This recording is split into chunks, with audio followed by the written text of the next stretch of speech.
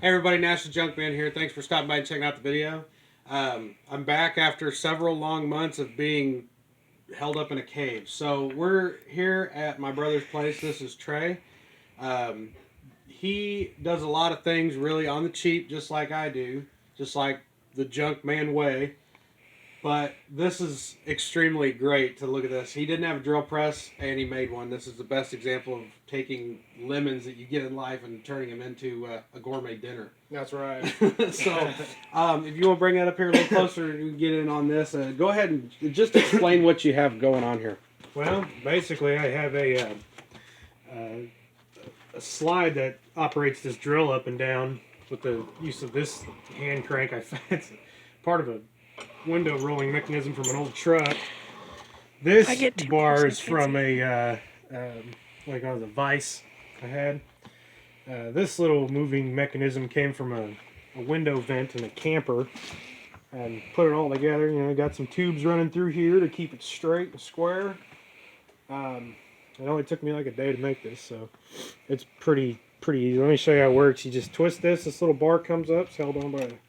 Why don't you throw a bit in there and a little piece of wood and give us a good demonstration here. Let's do that. Let me find. We'll just drill a simple hole. Crank this over to turn it on. It's variable speed.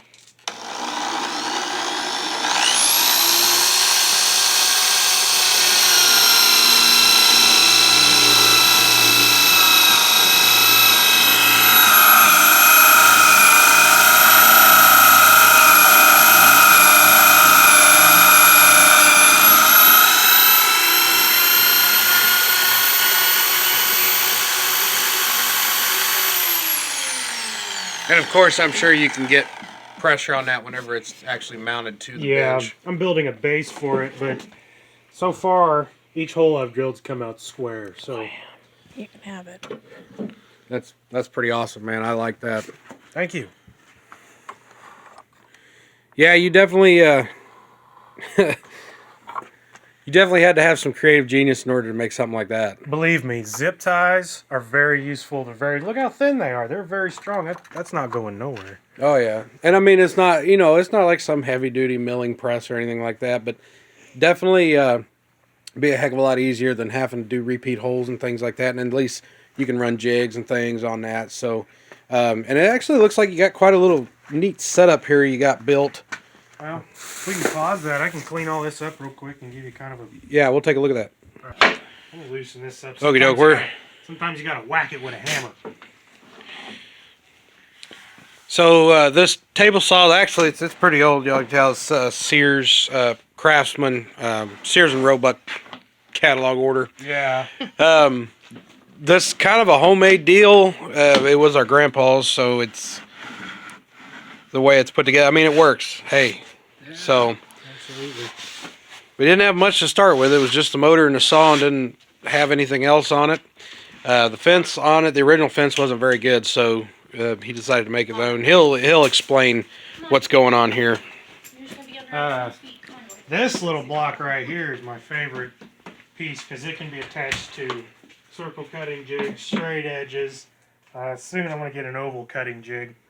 But you just pull this little tab out. That's what's locking the jigsaw in place. And you could slide the jigsaw out underneath it. And then you pop this out of here. It's got a couple bolt holes right there. I can attach it to different jigs. That's how that's built. You can kind of see how the jigsaw takes shape of the hole, and it just kind of pops into place like that. And believe me, that took a lot more sanding than I wanted to do. But it's great.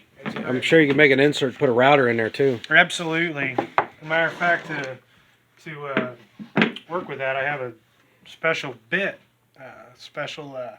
what is that called? A little puller you give me. I'm not sure.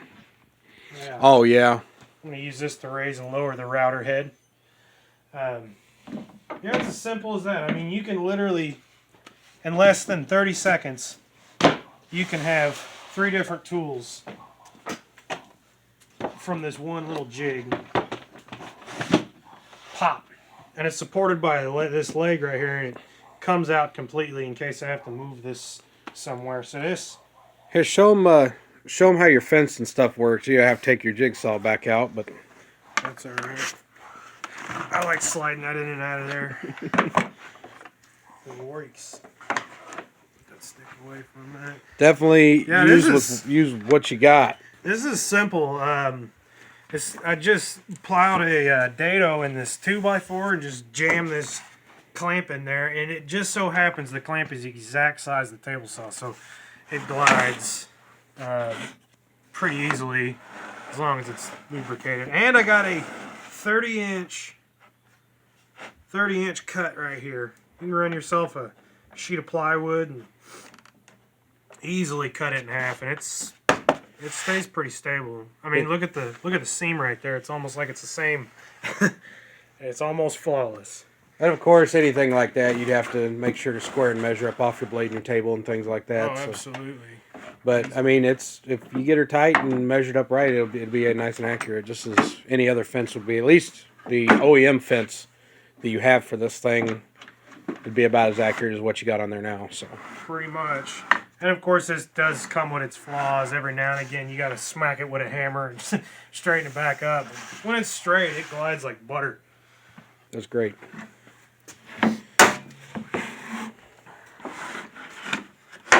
Let's smack it from the other side and see what happens.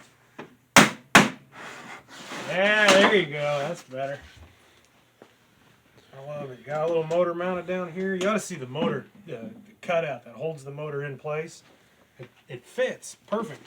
Except that band right there. It's kind of crooked. Down in there. I hope you can see that. Yeah, I like that. And of course, it's hinged on the pipe, so you can take the belt right off. Absolutely. If I wanted to, I'd cut a little slot right here and have the belt run up to like a lathe or something if I wanted. And again, the belt would be held on by the weight of the motor, because this motor can spin almost all the way underneath the table, so there's plenty of pressure holding it in place. Yeah, but if nothing else, you could always put a double pulley on there and maybe a jack shaft or something, and you can have a quick mount for anything else really, because I mean that's pretty good. That's a pretty sizable motor. So I mean you can run just about any shop tool you'd want off that. Oh yeah, easily. Find like maybe a shop smith or something. If just the pieces and parts off that, they all run off about the same motor. So I'm looking to find different tools, different things I could use this motor for. I want to utilize it in every possible way I can. This is going to be a pretty interesting bench when it's done. This is something I'm working on today. It's going to be a kind of a clamp type thing, a little vise, a little wood vise. ready? Yes, that's very clever. I like this. It's pretty neat. I've got to see it Once again, built zip over ties. time. So I mean, look how feel that's strong, man. That's zip ties. I'm a zip tie technician, officially. yeah, drift stitches. That's right. All right. Well, I think we're gonna wrap this video up. Thanks for sharing what you got here. Definitely interesting, very unique, and hey, it works. If you got whatever you got to do to get something done, right here's a prime example of getting it done. So Trust me, there's more to come. More to come. all right. Well, thanks for joining me on this video. Thanks for checking out the shop. All right.